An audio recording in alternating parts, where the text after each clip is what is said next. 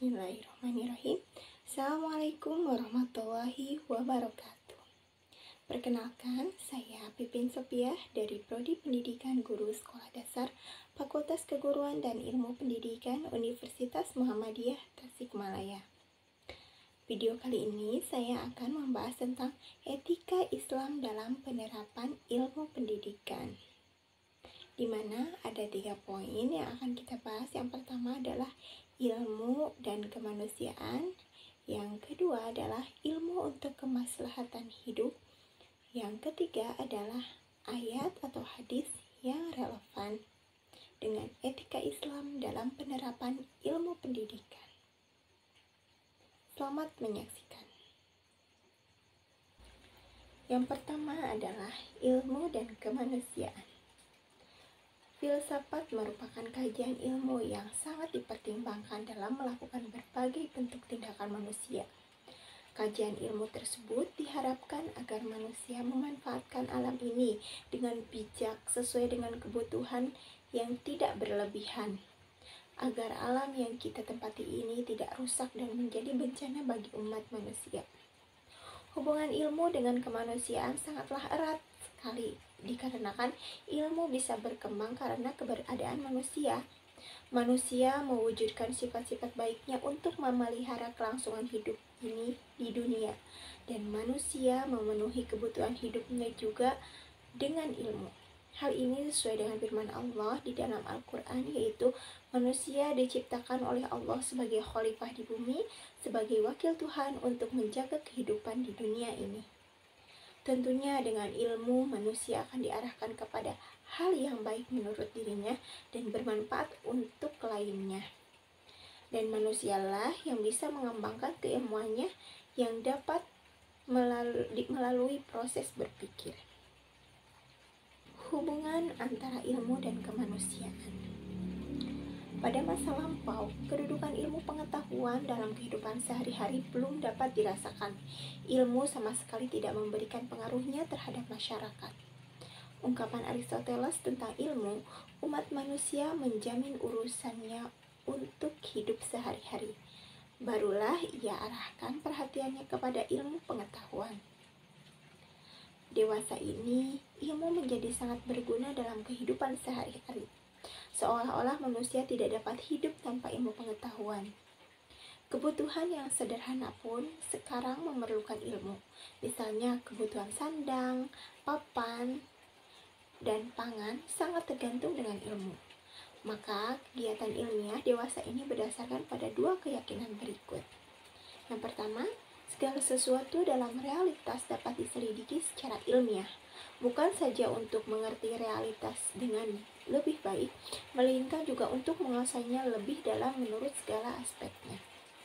Yang kedua, semua aspek realitas membutuhkan juga penyelidikan primer seperti air, makanan, udara, cahaya, kehangatan, dan tempat tinggal tidak akan cukup untuk penyelidikan itu.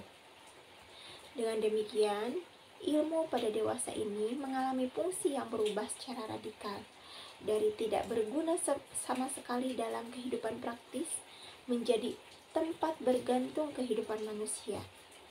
Oleh karena itu, keterkaitan ilmu dengan kemanusiaan sangatlah erat hubungannya dan tidak dapat dipisahkan sendiri-sendiri.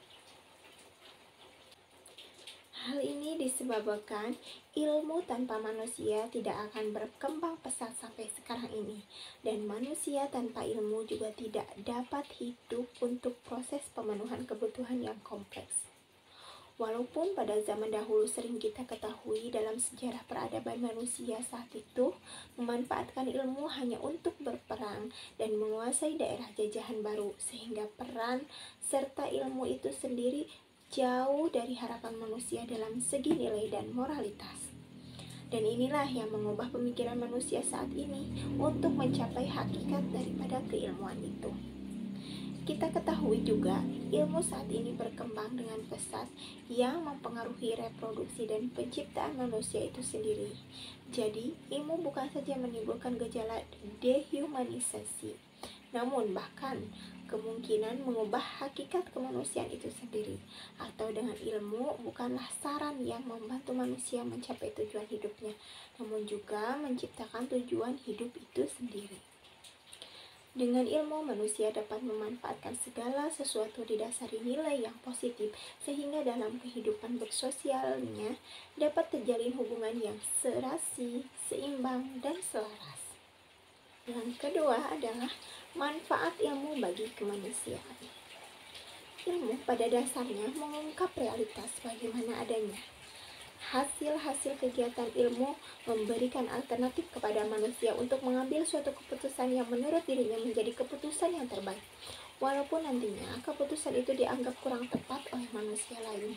Akan tetapi, hakikat kebenaran pasti akan dimanfaatkan oleh manusia secara umum, karena sifat daripada kebenaran yang mengungkap adalah waktu. Menghadapi kenyataan seperti ini, ilmu yang mempelajari alam sebagaimana adanya mulai mempertanyakan hal-hal yang bersifat seharusnya.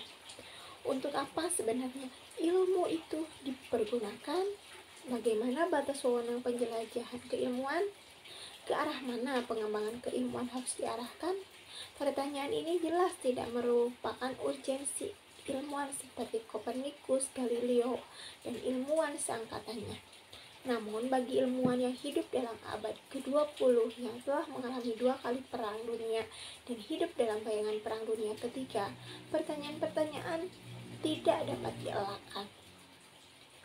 Dan untuk menjawab pertanyaan ini, maka ilmuwan berpaling kepada hakikat moral.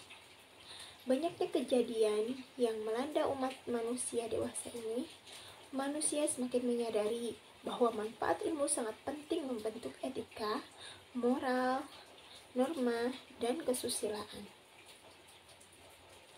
Arti kesusilaan menurut Leibniz, filsuf pada zaman modern, berpendapat bahwa kesusilaan adalah hasil suatu menjadi dan terjadi di dalam jiwa. Perkembangan dari nafsu alamiah yang gelap sampai kehendak yang sadar, yang berarti sampai kesadaran kesusilaan yang telah tumbuh lengkap, disebabkan oleh aktivitas jiwa sendiri. Apa yang benar-benar kita kehendaki telah terkandung sebagai benih di dalam nafsu alamiah yang gelap. Oleh karena itu, tugas kesusilaan pertama ialah meningkatkan perkembangan itu dalam diri manusia sendiri. Kesusilaan hanya berkaitan dengan batin kita. Ayat yang relevan dengan fungsi manusia dalam perkembangan ilmu adalah manusia merupakan makhluk yang sangat sempurna dibanding dengan makhluk-makhluk ciptaan Allah yang lain di muka bumi, dengan dibekali pembawaan dari Allah Subhanahu wa Ta'ala berupa akal untuk mengelola keseimbangan alam ini. Tujuan Allah menciptakan manusia itu sendiri adalah sebagai wakil dan khalifah secara langsung di muka bumi ini, agar tujuan hidup menjadi serasi, selaras, dan seimbang. Manusia mendapatkan ilmu melalui perantara kalam yang diciptakan oleh Allah. Hal ini sesuai dengan firman Allah surat Al-Alaq ayat 1-5. A'udzu billahi minasyaitonir rajim. Bismillahirrahmanirrahim. Iqra bismi rabbikal ladzi khalaq. Khalaqal insana min 'alaq. Iqra wa rabbukal akram. Alladzi 'allama bil qalam. 'Allamal insana ma lam ya'lam. Artinya, bacalah dengan menyebut nama Tuhanmu yang menciptakan. Dia telah menciptakan manusia dari segumpal darah. Bacalah, dan Tuhanmu lah yang maha pemurah, yang mengajar manusia dengan perantara kalam. Dia mengajar kepada manusia apa yang tidak diketahuinya. Dapat kita ketahui tentang ayat di atas bahwa Allah menciptakan manusia dengan penuh kasih sayang dan kesempurnaan, baik secara fisik dan rohani. Dengan dibekali hal di atas, maka fungsi manusia terhadap ilmu adalah menemukan, mengembangkan, menciptakan, kemudian mengevaluasi terhadap ilmu yang didapatnya melalui proses berpikir yang dialami dan sistematis. Dengan pemikiran seperti itu, manusia bisa membagi atau memetakan suatu ilmu dengan spesifik tertentu yang berkembang saat ini dan sudah dimanfaatkan oleh manusia. Demikian yang dapat saya sampaikan. Mohon maaf apabila terdapat banyak kekurangan. Semoga bermanfaat. Nasrul minallah wa fathun qarib. Wassalamualaikum warahmatullahi wabarakatuh.